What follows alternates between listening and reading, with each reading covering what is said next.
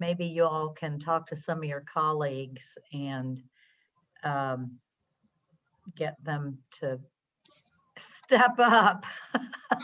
Do we, isn't Amanda and Fred on this They've too? both resigned. What? So that's why we had so many openings. So I've been working on it, but you know how this goes. So anyway, well, it is 9:30, so we'd best, let's see. We don't have staff on We here have yet. our quorum. Susan's not on. Well, Or Samantha from the council Samantha. clerk's office is supposed to be staffing. I haven't looked to see. Well, we do. Oh, Charlene Summers. Oh, okay. They're joining now. I was see. to say, we also don't have our citizen, our retiree. Charlene Summers is coming on. Yes, And Mayor. They're slowly coming on now, Mayor. Okay. Is that Tim or Brad or who is that? No, this is Tim, ma'am. Hey, Tim, thank you. Yeah. So we'll wait just a second to get our break from budget hearings. Pardon me? I said I appreciate the break from budget hearings. I know. After a while, your eyes go buggy. And in public safety yesterday, it was like, oh my gosh. Samantha was kind enough to move the agenda around because we're actually in hearings all morning, and I was able to speak for a little bit and jump back on. There you are. I see you. I see me. Morning, Charlene. Okay, I will let you go. Thank you. Bye. How are you? And there's Samantha. Now, can somebody remind me of what our quorum is, just so for future reference? Samantha. It's 6. 6. Okay, we've got 1, 2, 3, 4, 5. We just have 5. Daggone. Wait a minute. 1, 2, 3, 4, 5. No, Mayor, I believe you count. I counted myself. 1, 2, 3, 4, 5, 6. Never mind. John. Maybe I didn't. Okay, let's get going. So I will go ahead and call to order the Board of Trustees meeting for the City Employee Pension Fund Board. Special meeting, February 26, 2021, and let me read our COVID statement. Due to the COVID-19 pandemic and state of emergency, this meeting is being held via live video teleconference pursuant to 2020 Senate Bill 150 and in accordance with KRS 61.826 because it is not feasible to offer a primary physical location for the meeting. Welcome, everyone. And our first item of business is approval of minutes, but I want to be sure everyone knows everyone and our new members know our former current members. So let's just go around. I'll go on my screen and everybody introduce themselves, and we'll start with Councilmember Lamb. Okay, I am Councilmember Lamb, 4th District from the Irving County Government. Very good. And next is Baxter. Hi, good morning. Councilmember Whitney Baxter of the 9th District. Thank you. And Whitney's a new member of the board. David? Hi, everyone. I'm David Kloiber, Councilmember for the 6th District. Sorry if I jumped on the other David. No, very good. And David's also a new member, and he quizzed me quite a bit about what this board was all about. Let's see. Now, David Calvert. Hello, I'm David Calvert. I'm with PFM Asset Management. We're the firm that's the investment advisor to the City Employee Pension Fund. Very good. Aaron? Mayor Hensley, I am the Commissioner of Finance. This will be my 2nd meeting of the board. Khalid? Good morning, everyone, and welcome to the new council members. It's a pleasure to meet you. So my name is Khalid Yassin. I'm also a director with PFM Asset Management. I've been working with the pension plan since 2013, 2014. where we help structure this investment strategy to protect the benefit payments and hope to create some additional return for surplus funds. So it's a pleasure to continue to be working with you. Thank you. John? Hi, I'm John Maxwell, Director of HR for the city. Roger? Good morning. I'm Roger Wright. I'm the Department of Law Legal Advisor for the fund. Thank you. Charlene? I'm Charlene Summers. I'm a retiree. Very good. Good to see you. Samantha? Good morning. I'm Samantha Coleman. I'm Deputy Council Clerk with the Council Clerk's Office and we're Secretary for the CEPF. Very good. Thank you all. And thanks, Tim, for running our meeting this morning. All right, let's go to our minutes of November 10th, 2020. Could I have a motion to approve? Mayor, I actually have an amendment to the minutes, please. Can we do that when we discuss them? Yes, ma'am. Okay. I'll make a motion to approve. Okay, thank you. Is there a second? Second. All right. Commissioner Hensley seconds. Now, are there any corrections, additions, or amendments? Yes, ma'am. Councilmember Lamb. Thank you. I would like to suggest a correction, a clarification on page 4 of the second paragraph.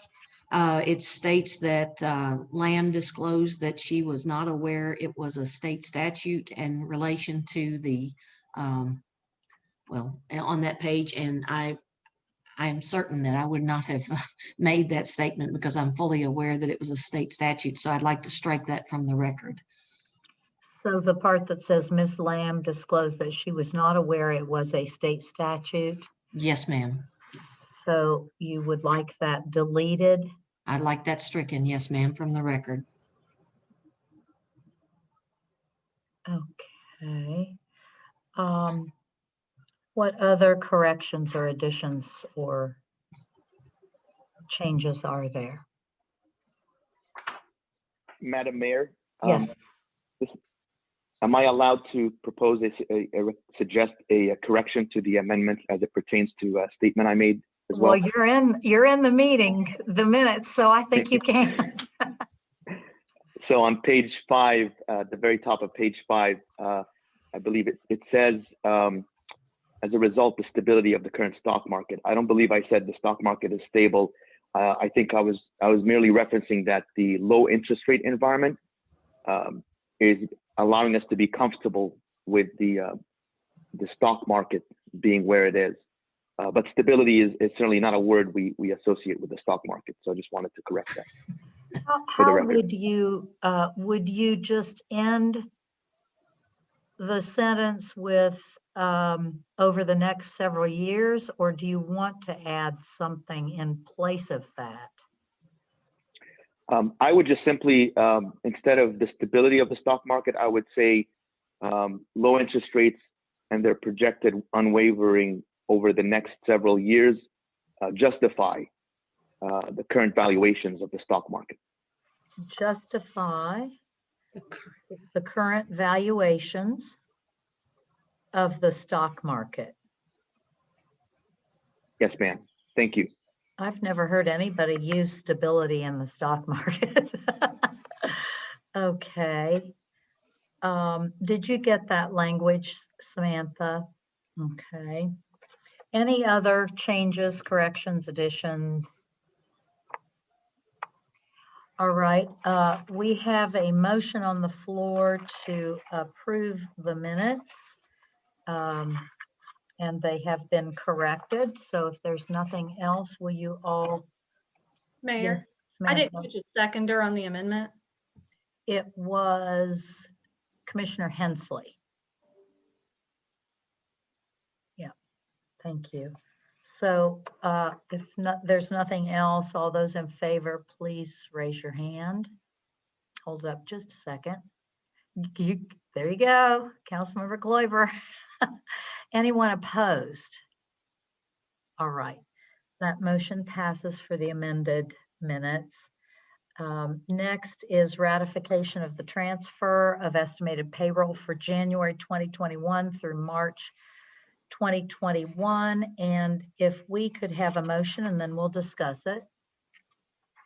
I so move. All right, and Councilmember Kloiber, did you second? All right, thank you. And so you will find this on, well, I'm not sure what page it is, but it's right after the minutes. Let's see, letter of authorization dated February 26, 2021.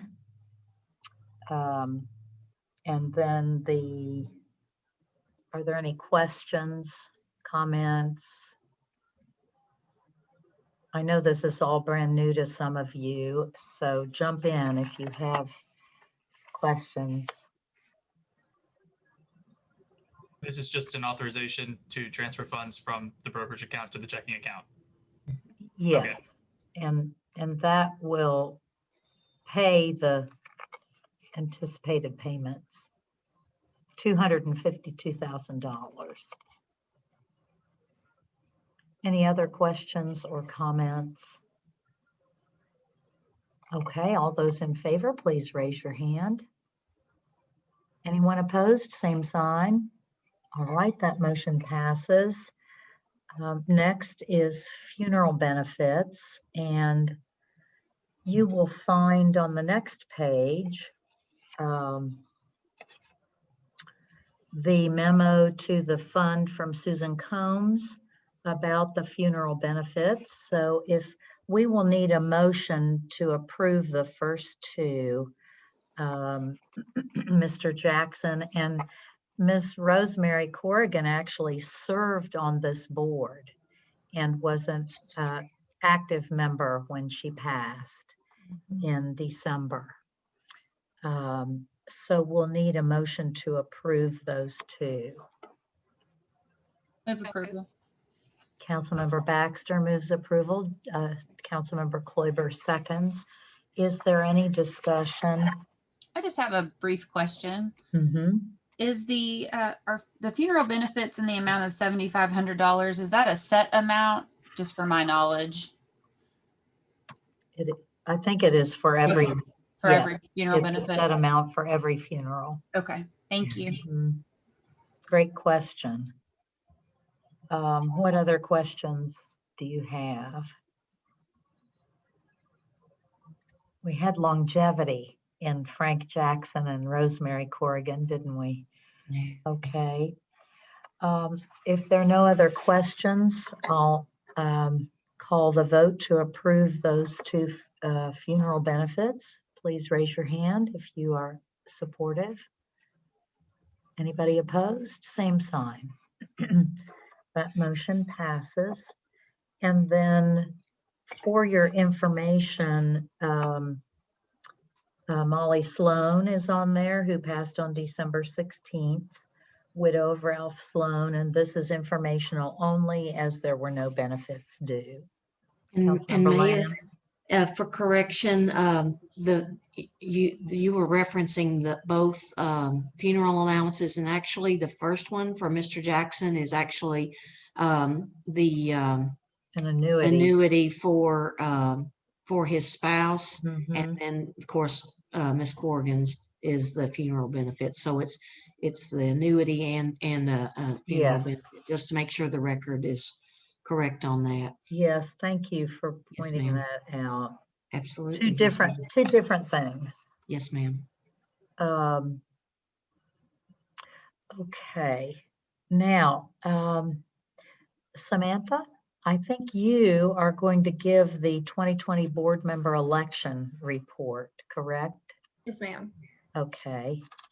So I'm sure you all will remember that when we met back in November, I think I just sent out the nomination ballots.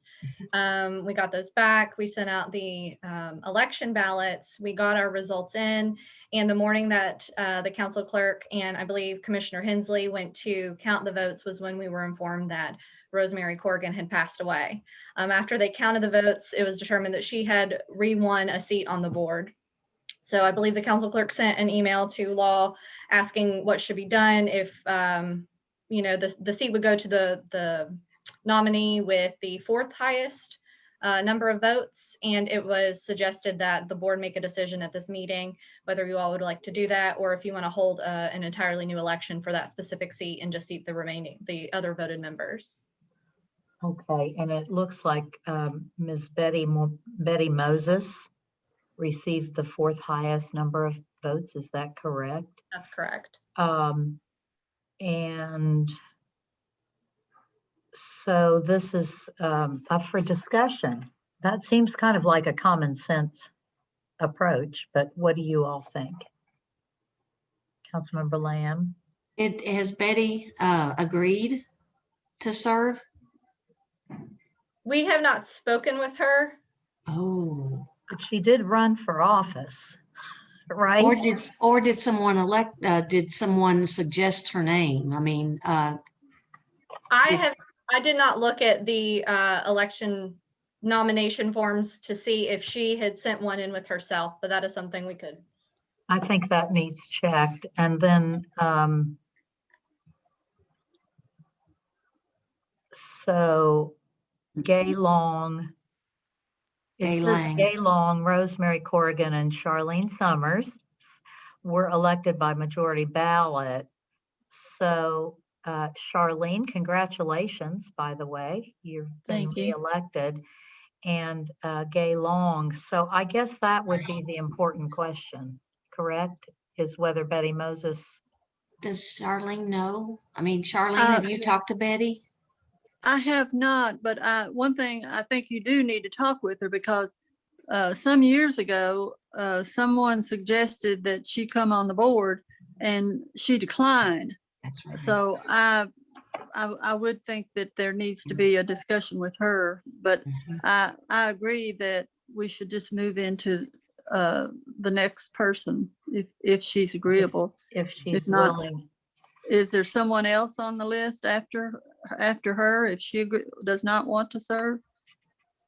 I'm currently looking to see in that file because I do not have that information on the top of my head. So I don't understand how we can have a ballot with someone potentially on it who didn't agree to run. That doesn't make any sense to me. Commissioner Hensley? I believe that we had, we only had those 4 individuals that had votes for their ballot. I have asked Abby to give me a call because I wanted to confirm if the ballot that had Ms. Moses on it was a write-in or a already identified, and hopefully she can give me a call real quick as we're in this meeting. But if my memory serves correctly, we only had those 4 individuals identified. Okay, so do we typically have people who haven't agreed to serve who are elected? I don't understand this. If you will, this is my first time. I only have Right. some records that I could find, and I had that same question myself. Yes. Doing the nominations, and I even had like 1 or 2 retirees ask if there was a list of people, but we didn't have much response, period. And as far as I could see, there wasn't any precedence for, I guess, polling retirees to see if they were interested. I'm not sure about that. Do you, Councilmember Lamb, do you have any history on this? How someone, I mean, we don't know, maybe. Have plenty of history on this. No, but I mean, we may not, Betty Moses may have agreed with someone to put her name on there. She could have. She retired from fire, and she was, I think, the last person that actually retired in this retirement system. But this has been a hard thing for years to have people be able to serve. Right. That's why Gay Lang and Rosemary, and then Charlene, and then trying to think of the other lady's name. Dana Toles. Dana. Yes. Didn't you say she moved back to the state? And it lives in Georgetown? Back, as far as I know, she still is. She moved back to Georgetown, I think. So she used to retire. So the question is, do you have any history with people getting elected who didn't agree to serve? Yes, the history is that you can write in someone's name and Without their knowledge. I mean, you could. I This mean, is, so maybe we need to take a look at our guiding principles. well, there are only 13 living, I understand that. and Well, so I thought there were but aren't there a number of beneficiaries? there are 34 Beyond or the 45 13, or. But there are right, only 13 who can serve. That's correct. So we might be thinking about, in the future, what are we to do with our rules and our, what are our rules called, Roger? Our ordinances or? We amended Code of Ordinance 6-49 several years ago to address, because we ran into a circumstance where it required, I believe, 2 or 3 people to nominate, and some of the people we weren't getting enough nominations. So we amended it to where you could either self-nominate or just have one person nominate. Okay. Fortunately, we're governed, our governing statute in Chapter 67A slots those 3 seats to retirees. So if we don't have enough people willing to run, we amended the ordinance just to say that until that statute is amended, to give us an alternate group to fill those seats, that they would just have to remain vacant. So this would probably, I don't know that we can do much more with the ordinance. It's probably a statutory fix, and, and find out if it would be beneficiaries or some other group that the board would feel comfortable trying to get a statutory amendment to fill those seats at some point if we don't have 3 retired members that are willing to serve. And with respect to the issue with Ms. Corrigan, our ordinance doesn't really address that in statutes. I think normally in elections, again, I couldn't really find a lot of case law on it, is if someone died prior to the election, then I think you would probably default. But my understanding is she may have passed after the election had actually occurred. Obviously, it hadn't been certified by the board at that point. So I believe the board could probably choose at its discretion how to proceed. But I would think probably in a normal or an election for like a political office or something, there would probably have to be a special election. And we do have a provision in 649 that says if a term, if someone isn't able to serve out at that point, or there's an unexpired term, that you would conduct a special election. But I know that would be quite a bit of mechanics to go back through, since we just had one here, and we've had to have those in the past because of the fact that we weren't able to get enough candidates seated until we amended 649 because there wasn't enough nominations. So if that's something the board wants to look forward to in the future, to propose a statutory amendment to address the ability to fill those 3 seats, that's something that we could look at. I think that we definitely need to put that on our radar, because that change is going to come with only 13 retirees left. We'll need some sort of a change. I guess my question to the board members is, would you like Samantha to ask Ms. Moses if she will serve? And Samantha, did you have some thoughts on that? I did just want to volunteer that when I was making calls after the last meeting to follow up with the mail, one retiree did express interest in serving, but she did not receive any votes. I know that, yeah, so that is another conundrum to add. I don't. Okay. Well, so it seems to me the next logical step would be to contact Ms. Moses and tell her that she did receive votes and was elected, and is she willing to serve? Does that make good sense to everybody? Do you want to have a motion to that effect, just to get it on the record?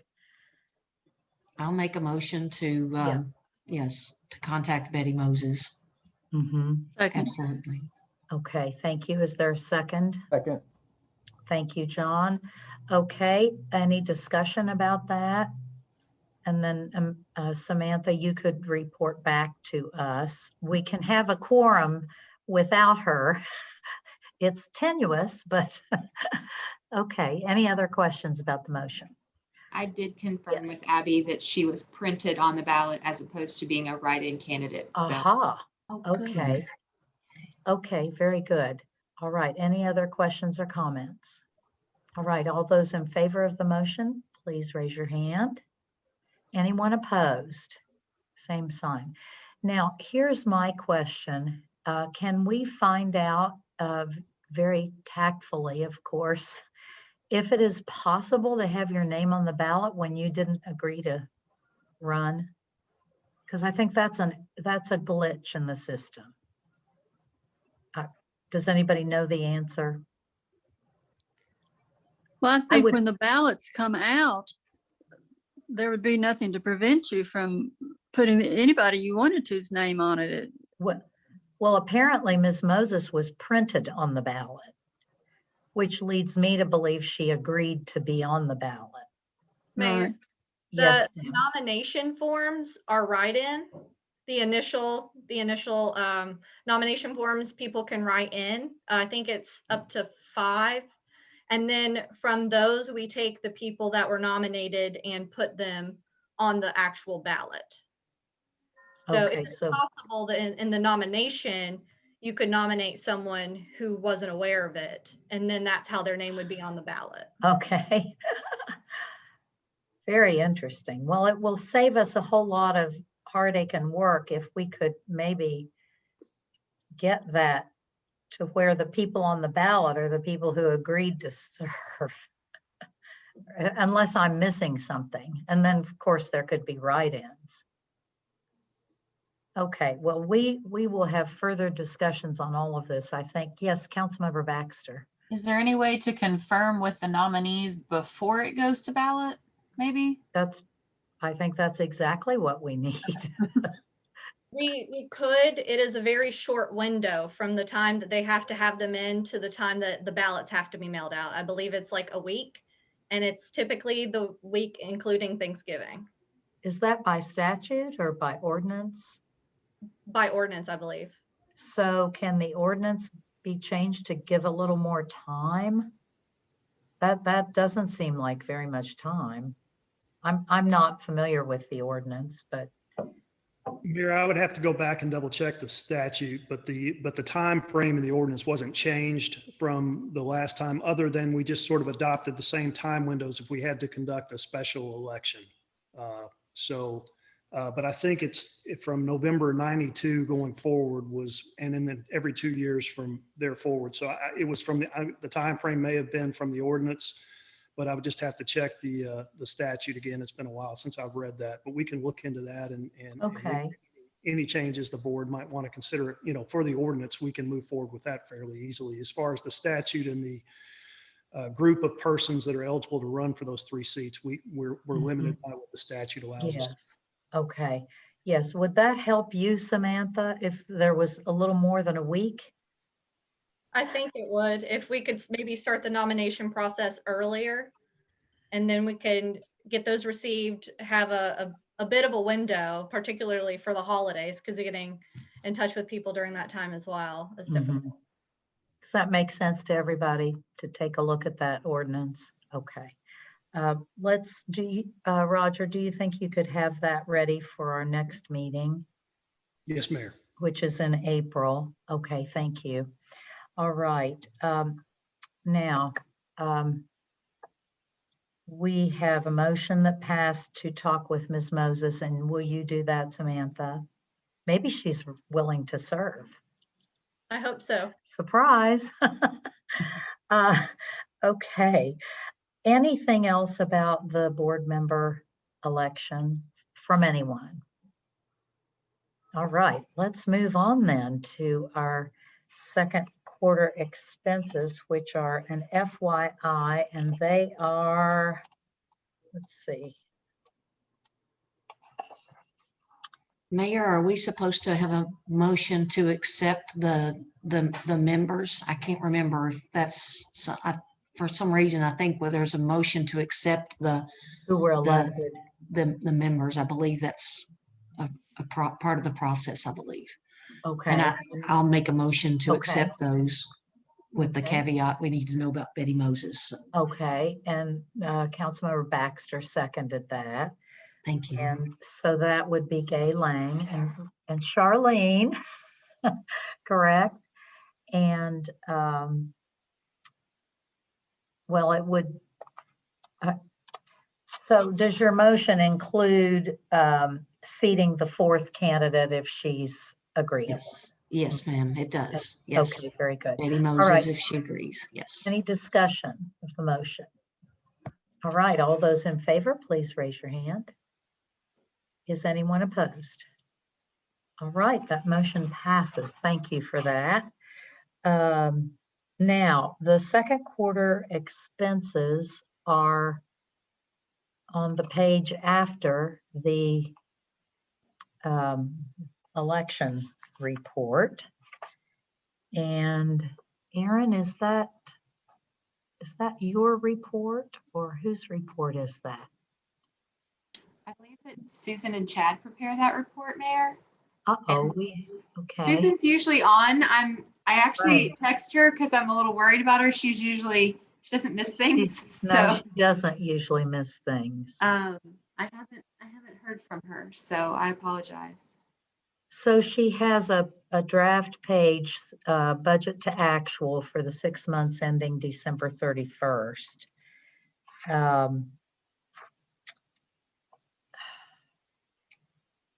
We can look at it. Yes. That's typically what happens. It's for people information. Yes, absolutely. It's just for a review. And if anybody has any questions, there's usually not even any discussion on it, hardly ever. So do you all see the report? And if you do, you've got budget to actual. It's a 6-month report from July on. So It looks like we're running under budget, Mayor. We're only at 36% of budget as compared to 50% of the year. So we love that, don't we? We don't get that in necessarily every budget report. No, we don't. In government. Are there any questions about this? It shows you on the one line at the top, funeral expenses for new members and pension annuities. Any questions? No? All right. Okay. So we'll ask if there's anything Susan wants to point out next time about this one, we can ask her. But it's pretty straightforward. All right, let's move into our investment review. And who's going to start? David, Khalid? It will be me. Could I share my screen? And I apologize, everyone. I really appreciate Samantha working with me. I've got to get back to budget hearings, but thank you all for this morning. Go get them. Thank you. I feel like I'm running a marathon. Thank you all so much. Thank you. I will ask Roger. I've always been under the impression that if we lose our quorum, we lose our meeting. Can we still see this investment review without a quorum? My understanding is that Keith weighed in. He's a little bit more savvy on some of the open meetings or meetings issues than me, and that we can review it, but there can't be any more votes for action at this point. Okay, but we can continue the meeting. Yes. Okay, I know with the council, we have to stop the meeting if we don't have a quorum. So let's see this and hear this. So thank you, Roger. Okay, David. Okay, I was wondering, are you able to see the PDF in front of you? Yes. Great, okay. So in terms of, for some of the new members of the council, we have the investment portfolio split into two pieces. The first piece is the liability defeasing portfolio. And back in 2013 to 2015, as Colin mentioned, we advised on a strategy that basically set aside fixed income, high quality assets in order to meet all the actuary estimates of the beneficiaries, including the retirees and their spouses. So this part of the portfolio accounts for about a third of the overall portfolio, and the rest of the assets, because it's a overfunded pension plan, is invested in a return-seeking portfolio. During the 3-month period ending December 31st, we had extremely strong performance in the return seeking portfolio. It increased in market value by $2.3 million, or a total return of 10.34%. This exceeded the benchmark by 86 basis points versus a benchmark return of 9.48%. There was just one small tactical change that we made during the fourth quarter, and that was to increase the allocation to small cap within the U.S. equity sleeve, as well as increasing the allocation to structured debt within fixed incomes. On the next slide, you can see the overall diversification of the pension fund. There's assets totaling about $35.7 million. When you include all fixed income strategies, that is the liability defeasing portfolio, as well as the return seeking portfolio of about 24.9%. More than half of the overall portfolio is in fixed income assets. Within the return seeking portfolio, we have it divided between about 65% equity. The target is 60%. And as we dive into some of the numbers, as well as what Colin mentioned previously, we feel that equities relative to fixed income represent good value going forward, which is why we have the equity allocation slightly overweight to the fixed income allocation. Over the last 12 months, the return seeking portfolio increased by $3.2 million. The liability defeasing portfolio increased by $831,000. This resulted in a combined overall portfolio return of 12.92% during calendar year 2020. So those are some of the highlights of the portfolio. Just going into the market in terms of the economic conditions are still heavily weighed based upon the pandemic. We're still not seeing life returning to normal as of yet. As of late December, early January, there was great concern with the number of infections as well as the hospitalizations. We were nearing capacity in the United States with about 135,000 hospitalizations. Congress in December passed a $900 billion economic relief package. This included $600 checks that were being sent out to individuals that made about $75,000 or less, as well as benefits for their children. I think where it's going to have much more lasting effect is expanded unemployment benefits, as well as support for small businesses and schools.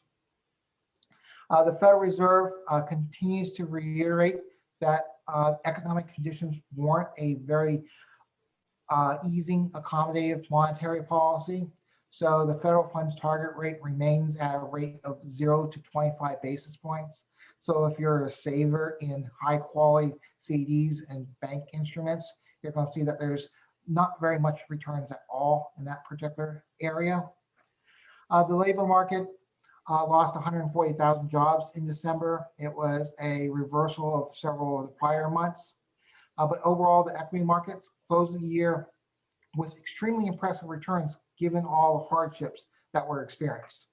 The S&P 500 index, which is a broad gauge of the market, advanced by 18.4%. The Dow Jones Industrial Average increased by 9.7%.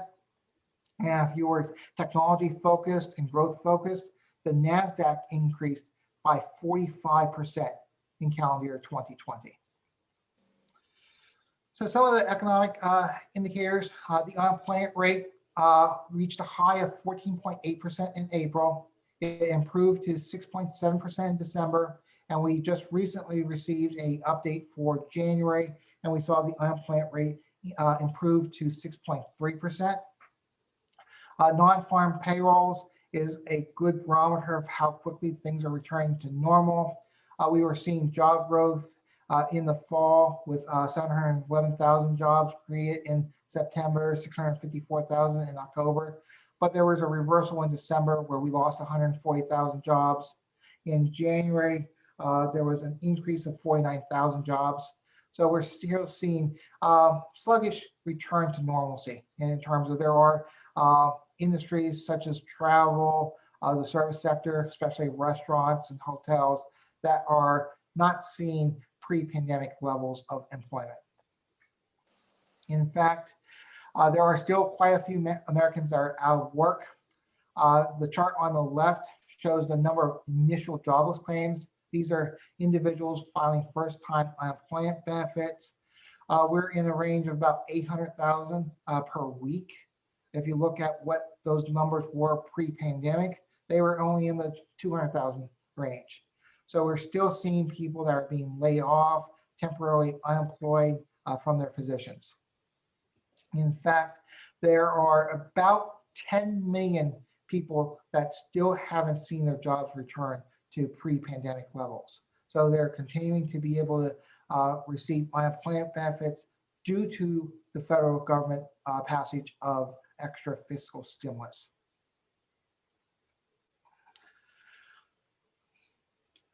GDP during 2020 actually contracted by 3.5%. And although that doesn't seem like a very large number, it's quite telling that you have to go back to 1946 in order for you to see a GDP contraction of that magnitude. So on a relative basis, we're talking 70 plus years on where we haven't seen a year as troubling as 2020. The Federal Reserve, given the monetary policy stimulus, as well as the fiscal policy initiatives by Congress, is expecting GDP growth to rebound quite sharply in 2021, with growth estimates ahead of 4%. But most, including the Federal Reserve, think it's more of a temporary stimulus in terms of it's going to have some impact this year as well as into 2022. But longer term, we're going to probably see growth back in the 2 to 2.5% range. The chart on the right-hand side, the Federal Reserve isn't optimistic that all the jobs that we had at the end of 2019 is going to come back very, very quickly. In terms of their baseline projections is that we're going to have a 5% unemployment rate in 2021 at the end of the year, and an unemployment rate of 4.2% at the end of 2022. So it's going to probably be a multi-year process until all the jobs that were lost due to COVID return to the economy. We briefly talked about this earlier, but Congress in December passed a $900 billion pandemic relief package. Some of the highlights included additional funding for schools, about $82 billion. The enhanced unemployment benefits accounted for $120 billion. The direct checks to Americans was $166 billion, and aid to small businesses was another $325 billion through the PPP program. In addition to that particular package, there's another package that's going through Congress as we speak. It may actually be voted by the House. It's going to total $1.9 trillion, so almost double the package that we saw in December. It's going to include additional funding for direct checks, as well as basically the same tenets in terms of enhanced unemployment benefits, because the current benefits expire in the middle of March, as well as additional aid to schools and vaccine rollout. We talked about this earlier, but it was actually a very strong performance for the stock market in 2020. The S&P increased by 18.4%. When things were dire on March 23rd, we were down almost 30%. So if you compare to the levels where we were back in the middle of March to where we ended the year, those are extremely impressive returns, increasing by over 60% just from those lows of March. So in terms of the test of having a dedicated, disciplined investment strategy, definitely proved its worth. On slide 11, just shows some of the various sectors in terms of, we talked about the NASDAQ increasing by about 45%, more diversified indices such as the S&P as well as the Russell 2000 had returns that were still quite impressive. Right now in the news, just over the course of the last week definitely, but in the month, is that we're seeing some volatility in terms of how is the Federal Reserve going to respond to blossoms of economic growth in terms of, I know that there's a lot of frustration with vaccine rollout, but if you actually look at the number of people that have already received the vaccine across the US, especially the first dose, it's already up into the 15% range. We're not expecting to have more than 50% of Americans to have received the vaccine before June. Basically, it's a supply issue as opposed to a distribution issue. At least that's in my point of view. But in terms of US Treasury yields are climbing higher with the expectation that we're might going to see inflation in the coming years. The 5-year, this was printed as of December 31st in order to show the quarterly report, but the yield on the 5-year as of December 31st was 36 basis points. And today, after yesterday's sell-off about 20 basis points, we're up to 81 basis points. These are extremely remarkable moves in the market. The 10-year, which is a good proxy for 30-year mortgage rates, increased from 91 basis points at the beginning of the year up to 1.54%. So we're probably going to see a spike in mortgage rates over the next coming days, given what we've seen happen in the last week. Colin?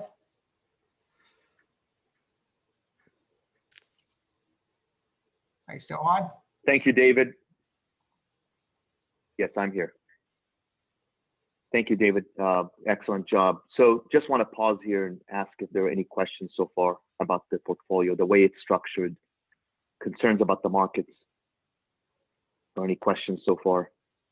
Any Yes, sir. questions, board members?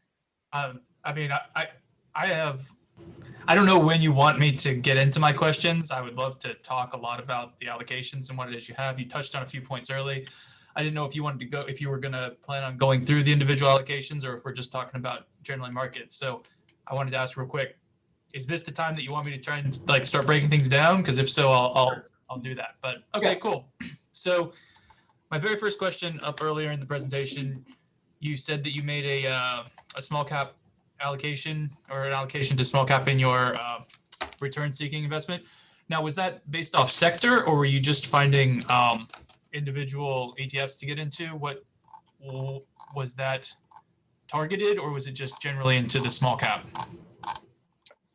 So that's an excellent question. So David right now is crawling down to the return-seeking portfolio underlying holdings, so we can show you the individual holdings. So you can see, as David blows up the screen, you can see that the total portfolio, the domestic equity section, is comprised of Vanguard low-cost ETF, as well as some active management to try to produce alpha or protect downside through some high-quality large cap. The small cap is an overweight. That's an intentional tactical move by us. And the reason or the rationale is back during the pandemic and especially into the end of the third quarter, small cap lagged and underperformed significantly, as you would expect in a downturn, because it's very cyclical. However, with the news of the vaccine, the U.S. right now is second in the world in terms of percentage of population that is receiving the vaccine. So Israel has the highest rate, U.S. comes in second place. So we're doing a great job. News of the vaccine affects the stock market and the economic recovery undoubtedly. And we expect that within the next 8 months, we will reach 75% of the population vaccinated. So that, coupled with zero interest rates guaranteed by the Fed, virtually guaranteed by the Fed for the next 3 years, low interest rates justify or support stock market valuations being higher or trading at a premium. So we view small cap as a beneficiary of the economic recovery. And so we added a little bit of a tactical overweight to small caps through the ETF that you see here. Actually, it's the actively managed Jacobs Levy small cap fund. So it's an actively managed small cap sleeve. I agree with your assessment. I think it's also going to be very targeted by sector. So I didn't know what the spread was on that particularly managed fund. But if it's being actively managed and you're paying the fees for it, they're going to be moving in and out of where they can get it. I didn't have a weight before. I just had, it said 2 years, previously, if I look at that small cap, you didn't have it 2 years ago, you did. I didn't really see this over, I guess it's between January from the 18.81 to 35.66. I just didn't see percentages of that increase. So I didn't know how much you increased that, but that all seems fine. I did want to ask a couple questions about your position, your fixed income positions, because I'm getting beat up on fixed income, right? I can't seem to make anything off of it anywhere. And so in your return seeking investment, there's still a fairly large allocation to this fixed income. I wanted to know how you're doing on that. And since you have a completely separate portfolio, which I would normally consider to be my fixed income section of my portfolio, why the double? Why are you doubling up on, right. If you're in that return seeking, why do we have that weight into the fixed as well? That's an excellent question, Mr. Council Member Kloiber.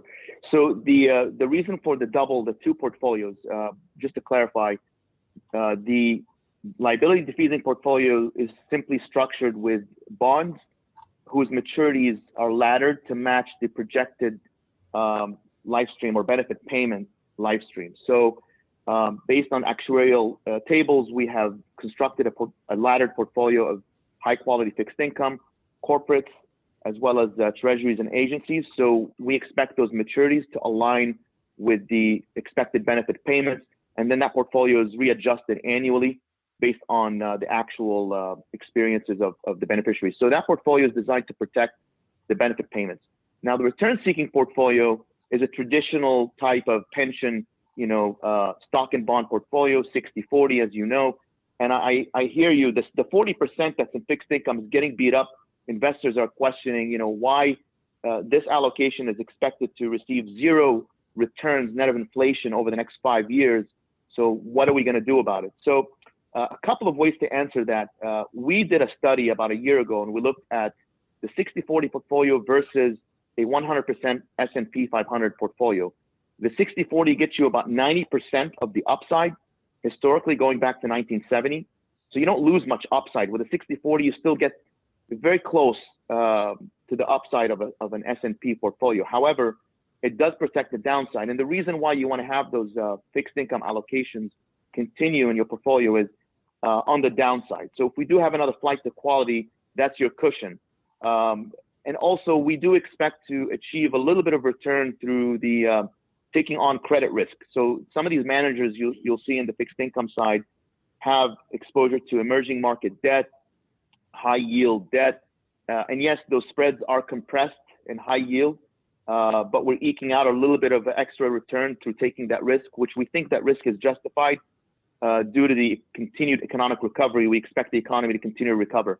And a third, and just one more point is the use of active managers in the portfolio allows us to try to seek some alpha. But that's a great question. Mm-hmm. I guess just the question being, viewing these as two separate, completely separate portfolios that need to have their own risk management. Yeah. When, as you said, it's an overfunded fund, that we have that kind of risk management in the liability fund. It may provide some opportunities for us to play around with that, especially because, I like that you guys are getting into the debt there in that fixed income. That's definitely going to help some, but man, I'm getting beat up, so I'm sure you guys are. Yeah, I think we're maybe some history about this particular pension fund is important, because there's actually how we've structured it is to benefit the current beneficiaries, the retirees, and their spouses. Once the last beneficiary is no longer in the plan, this fund gets released. And these are generally 20-minute conversations. Everyone else on the board here understands it. It's like, okay, what is our duty in terms of maximizing the overall return once it gets released, or if something catastrophic happens, then it's like, okay, we could have some safe assets as part of the return seeking portfolio.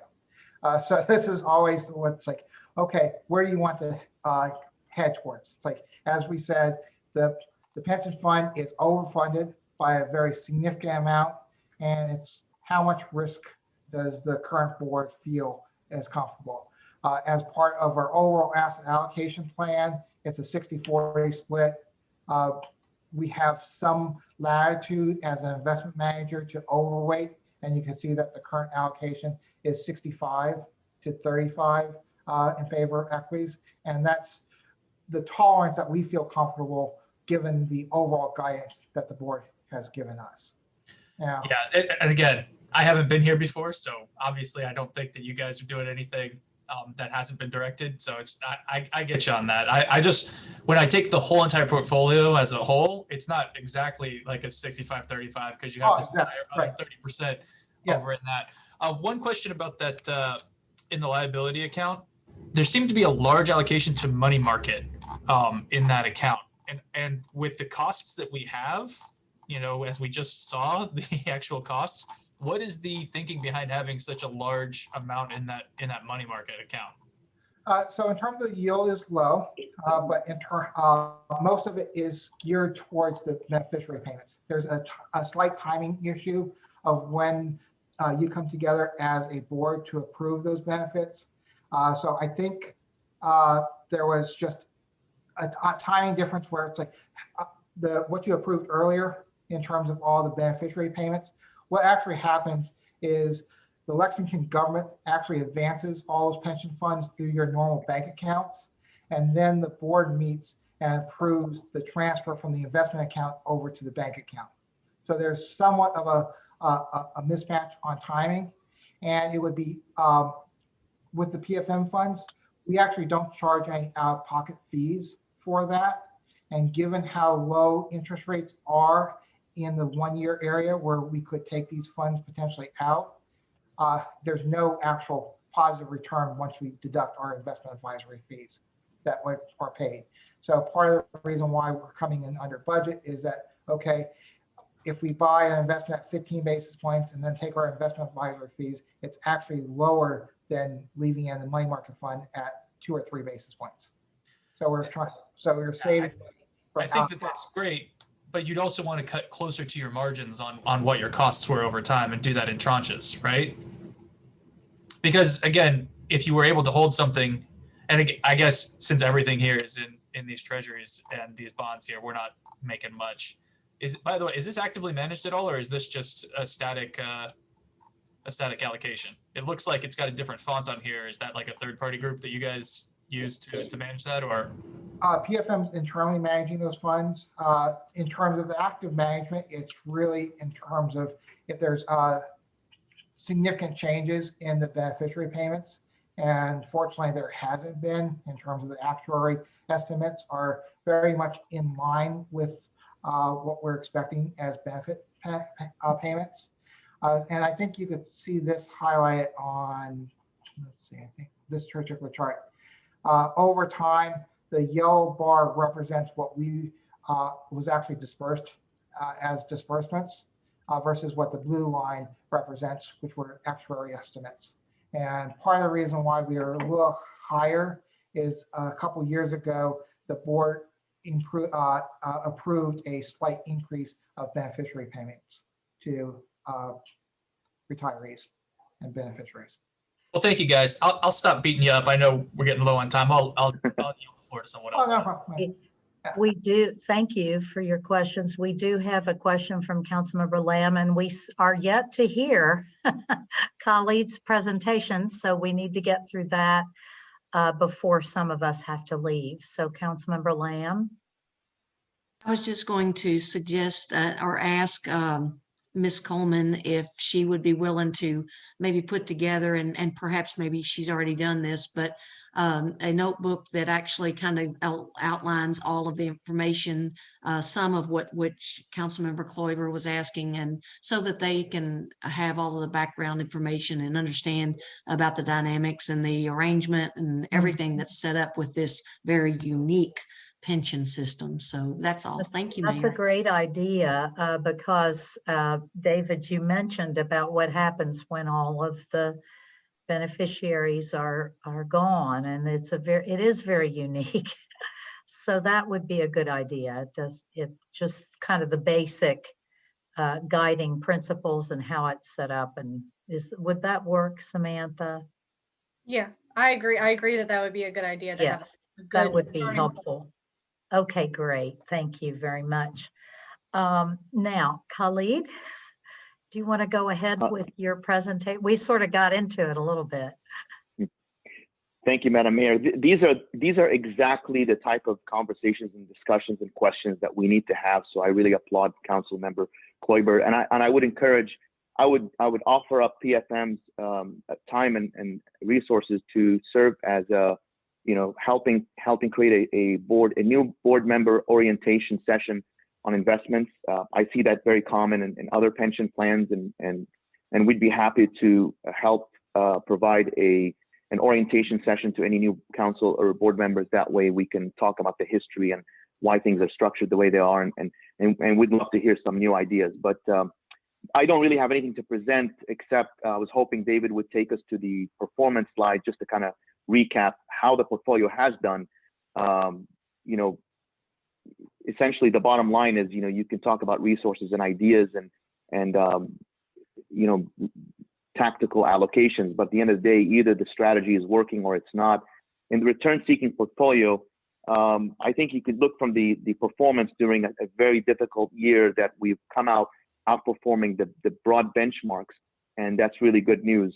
So the tactical positions have really helped the portfolio, have protected it from the downside, and have helped add to performance. So 2020, the portfolio returned 15.23%, almost a whole percent over the benchmark return. And going back to inception, the portfolio continues to beat its benchmark net of the underlying manager fees. So, that's kind of what we hope to continue to do with downside protection.